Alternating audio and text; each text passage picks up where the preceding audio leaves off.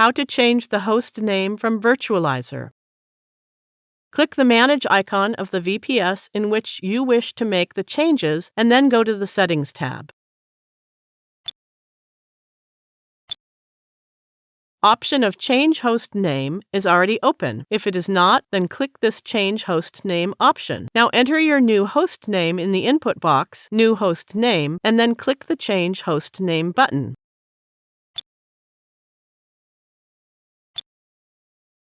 Success! We need to restart the VPS to apply the changes. Let's click to restart the VPS. Success! Now you know how to change a host name. Thank you for watching.